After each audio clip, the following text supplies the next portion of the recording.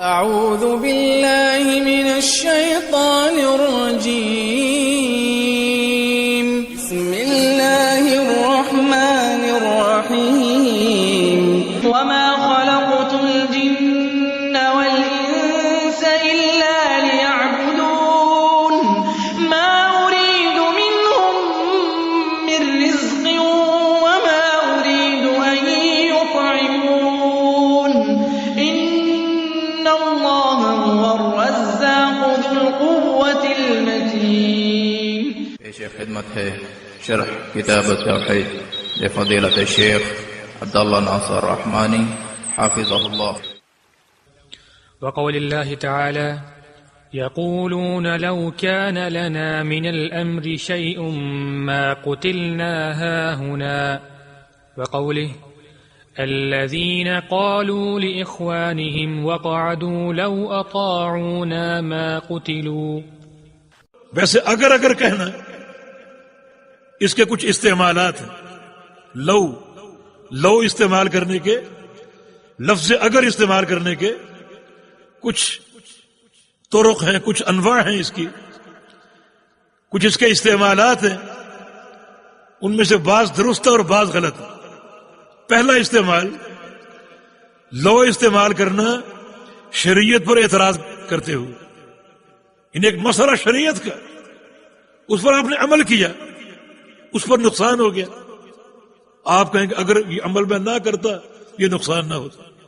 جیسے منافقین نے کہا اگر ہم جنگ احد میں شریک نہ ہوتے تو اتنی یہ موتیں نہ ہوتی، اتنے قتل نہ ہوتے.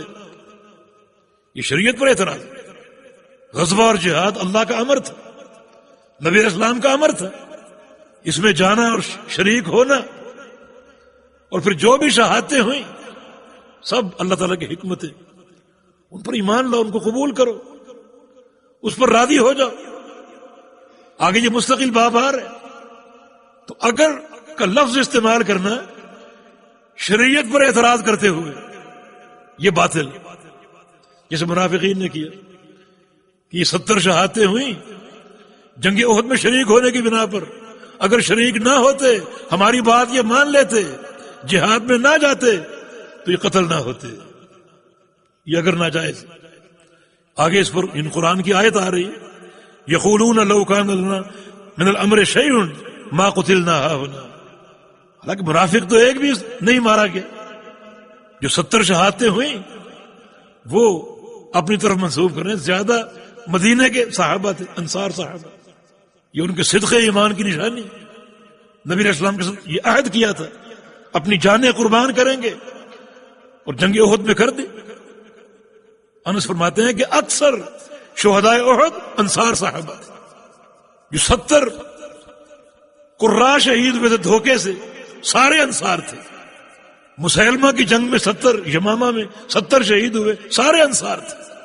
یہ قربانیوں کی داستان ہے. منافقین کہتے ہیں اگر ہمیں معاملے کا کچھ اختیار ہوتا ہم یوں قتل نہ کیے جاتے. دوسری آیت الذین قالوا لاخوانہم وقعدوا لو اطاعونا ما قتلوا. منافقین اپنے بھائیوں سے کہتے ہیں وقعدوا، خود بیٹھ کے گھروں میں، خود نہیں نکلے میدان میں، خود بیٹھے ہو. صحابہ شہید ہوئے، اپنے بھائیوں سے کیا کہہ رہے لو اطاعونا ما قتلوا، اگر یہ ہماری اطاعت کر لیتے تو یوں نہ مارے جاتے، قتل نہ ہوتے. منافقین میدان احد سے بھاگ گئے تھے، جنگ بدر سے بھی احد سے بھی. حکمتیں ہم آگے پڑھیں گے اس کی کہ جنگ احد میں جو کچھ ہوا اس میں خالق کائنات کی کیا حکمتیں اور کیا مقاصد شریعت ہے اور کیا اس میں عقیدے کی باریکیاں ہیں. لیکن منافقین نے یہاں لو کا لفظ استعمال کیا. تو لو کا لفظ اگر آپ استعمال کریں کسی شرعی عمل پر اعتراض کرنے کے لیے تو یہ باطل. یا لو کا لفظ آپ استعمال کریں کسی تقدیر کے معاملے پر اعتراض کرتے ہوئے تو یہ باطل ہے. اعتراض علی القدر، تقدیر کے مسئلے پر، قدری و کونی مسئلے پر آپ اعتراض کرتے ہوئے لفظ لو استعمال کریں تو یہ باطل. مثلا گھر سے آپ نکلے ایئرپورٹ جانے کے لیے، لیٹ ہو گئے، فلائٹ نکل گئی، یہ تقدیر کا مسئلہ. فلائٹ نکلنا اللہ کی تقدیر میں لکھا ہوا تھا، اس پر راضی ہو جاؤ. یہ ایمان بالقدر کی گہرائی ہے.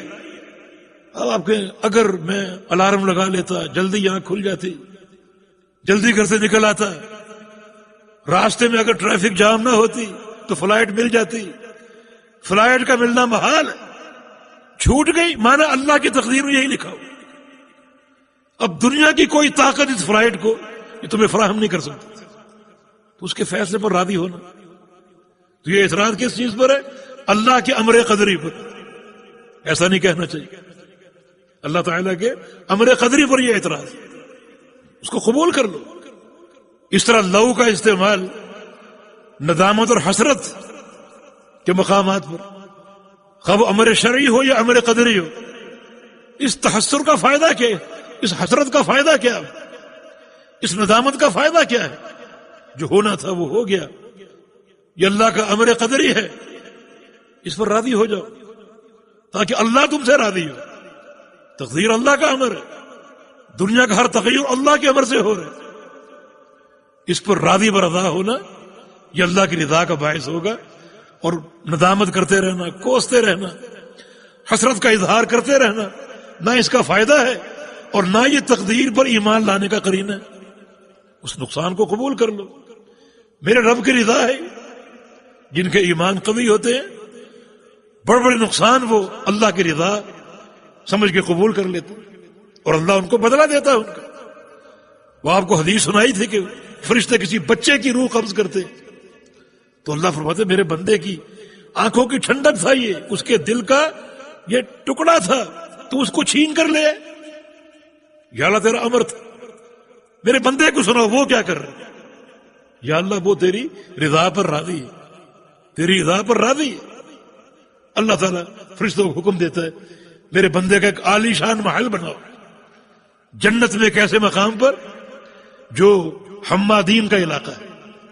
حمادین کی کالونی ہے وہ، جہاں وہ لوگ رکھے جائیں گے جو لوگ دکھ اور تکلیف پہنچنے کے باوجود اللہ کی رضا پر راضی ہیں، وہ رکھے جائیں.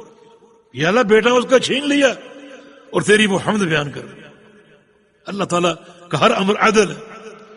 بظاہر نقصان ہو وہ عدل ہے، فائدہ ہو وہ عدل ہے. اس نقطے کو سمجھانا مقصود ہے کہ لو لو مت کہو. چوتھا استعمال، لو کا استعمال تقدیر کے ایسے مسئلے پر جس سے اپنے گناہ پر بندہ دلیل پیش کرے. یعنی میں نے فلاں گناہ کیوں کیا؟ تقدیر میں لکھو اللہ کی چاہت ہے، اللہ نے چاہا. تقدیر میں لکھا ہوا فلاں گناہ میں نے کیا، ہو گیا، تقدیر میں یوں ہی لکھا ہوا. اپنے کیے کو تقدیر پہ ڈال دے.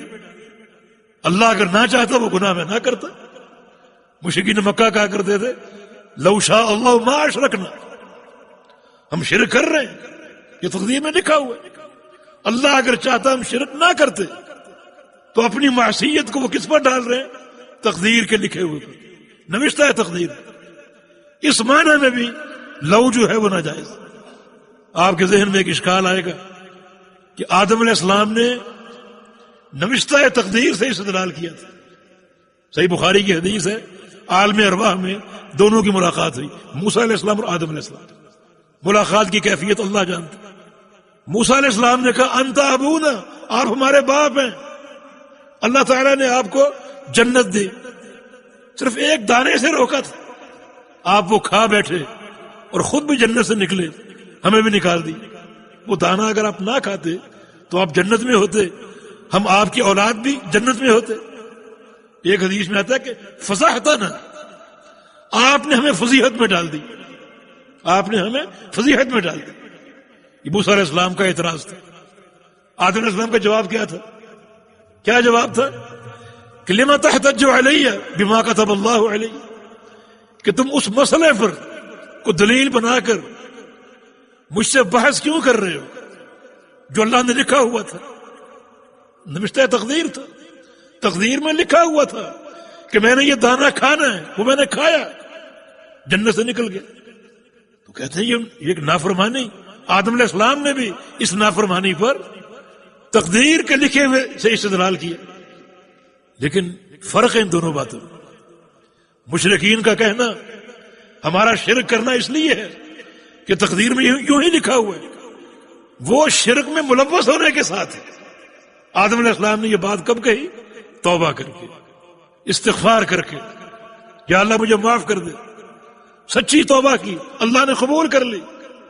تو ٹھیک ہے، اب جو ہو چکا بندہ اس کے بارے میں کہہ سکتا ہے کہ یہ تقدیر میں لکھا ہوا تھا، جو ہوا ہے وہ تقدیر کے منافی تو نہیں، اللہ کی تقدیر غلط نہیں ہو سکتی، تقدیر کے مطابق ہے۔ لیکن معصیت پر یہ جملہ کب کہا جائے گا؟ جب توبہ کر لی جائے اور معاملے کو پاک صاف کر لیا جائے۔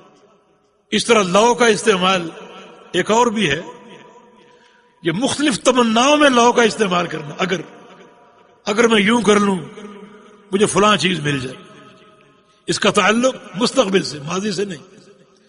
یعنی ماضی کے امور کے تعلق سے لو کا استعمال ممنوع ہے۔ مستقبل کے حوالے سے اگر میں یوں کر لوں، کل ایسا کر لوں تو مجھے فلاں چیز مل سکتی، زمانہ ہے مستقبل، تمنا۔ یہ تمنا کیسی؟ اس تمنا کی دو قسمیں، یا تو آپ کی تمنا اچھی چیز کی ہے یا بری چیز کی، یا اچھی چیز کی یا بری چیز کی۔ اگر تمنا آپ کی خیر کی ہے تو پھر لو کا استعمال جائز ہے، جس کا تعلق زمانہ ماضی سے نہیں بلکہ زمانہ مستقبل سے۔ اگر تمنا بری ہے تو پھر وہ چیز بھی بری ہے اور لو کا استعمال بھی برا ہے۔ تو مستقبل میں کوئی تمنا آپ کرنا چاہیں، اس کے لیے لو کا استعمال آپ کی تمنا پر موقوف ہے۔ تمنا اگر خیر کی ہے تو لو کا استعمال درست ہے اور تمنا بھی درست ہے، اور تمنا اگر شر کی ہے، کسی معصیت کی ہے، تو وہ تمنا بھی باطل ہے اور لو کا استعمال بھی غلط ہوگا۔ وتعاونوا على البر والتقوى ولا تعاونوا على الإثم والعدوان واتقوا الله إن الله شديد العقاب۔